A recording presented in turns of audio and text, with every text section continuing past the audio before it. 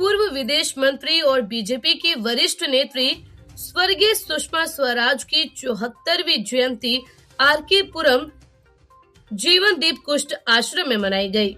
कार्यक्रम का आयोजन पूर्व स्टैंडिंग कमेटी के चेयरमैन राधे श्याम शर्मा ने किया। ये परंपरा ऐसी है जिसको मैं अपनी आखिरी सांस तक निभाने का पूरा प्रयास करूंगी।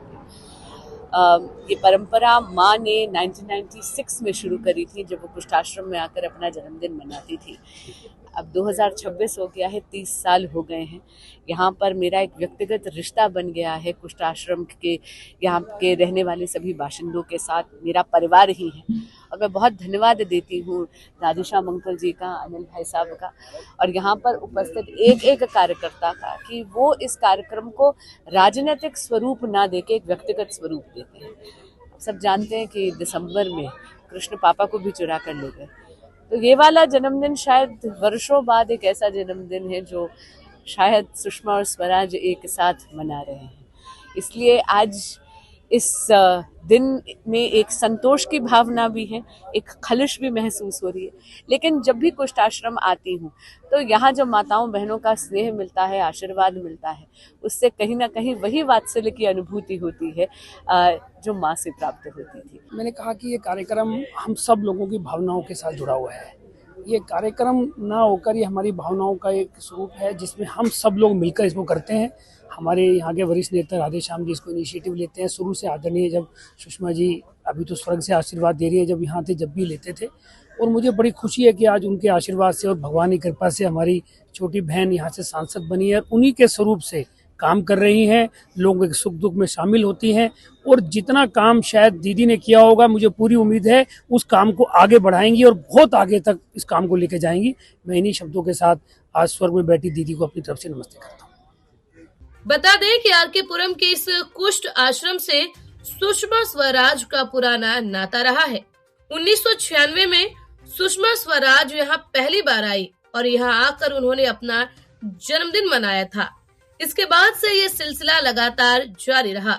2019 में उनके निधन के बाद उनकी बेटी बांसुरी स्वराज ने ये परंपरा लगातार जारी रखी। इस बार 14 फरवरी को बांसुरी स्वराज जब यहाँ पहुंची तो उनकी आंखें एक बार फिर से नम हो गई।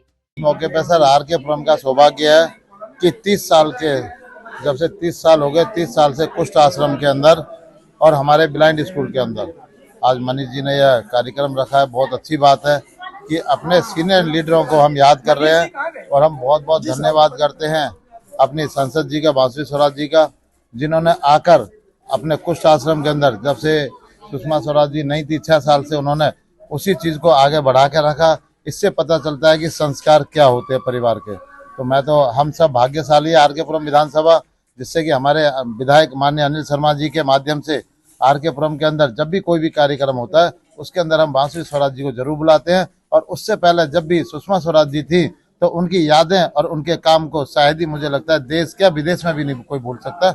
हम बहुत बहुत धन्यवाद करते हैं और आरके पुरम की जनता का धन्यवाद करते हैं और हम मोदी जी का धन्यवाद करते हैं कि उन्होंने बांसुरी स्वराज जी को हमें सुषमा स्वराज जी के रूप में दिया है। हम बहुत बहुत तहे दिल से धन्यवाद। आज बड़े गर्व का दिन है कि हमारी स्वर्गीय बड़ी बहन आदरणीय सुषमा स्वराज जी की जयंती है और इस अवसर पर आज हमारा सौभाग्य है कि हम ये आरके पुरम सेक्टर 5 में ब्लाइंड स्कूल यहाँ पर बच्चों को भोजन करा रहे हैं। अपना बांसुरी स्वराज हमारी बहन ने कहा था कि आज यहाँ भोजन खिलाना है और स्कूल की डिमांड थी कि हर बच्चे को लिट्टीपन बॉक्स 2 खाने का अगर मिल जाए। जो बच्चे खाना खाते हैं उनको कई बार खाना उस समय नहीं खाना होता तो वो पैक करके रख सकेंगे। और अच्छा लगा आज इन बच्चों के बीच में आकर, ऐसे लग रहा है कि हम सही मायने में सुषमा स्वराज जी को सही श्रद्धांजलि देने के लिए यहाँ आए हैं, क्योंकि उनका यह साल ऐसा है जब उन्होंने अपने पिता को भी खो दिया है। यही वजह है कि ये आश्रम उन्हें उनके परिवार जैसा लगता है। सुषमा स्वराज के जन्मदिन का आयोजन पिछले 30 सालों से लगातार किया जा रहा है। राधे शर्मा ने कहा कि आज सुषमा जी भले ही हमारे बीच में नहीं है, लेकिन उनकी यादें हमेशा हम सभी के साथ है।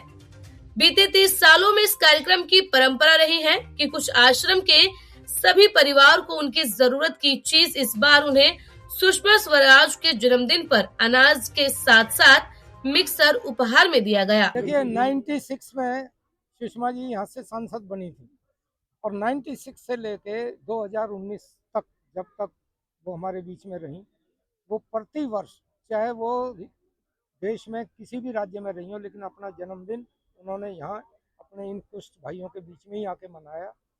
और उनके जाने के पश्चात भी 2019 के बाद हम लगातार उनकी जयंती पर यहाँ पर ये कार्यक्रम करते हैं।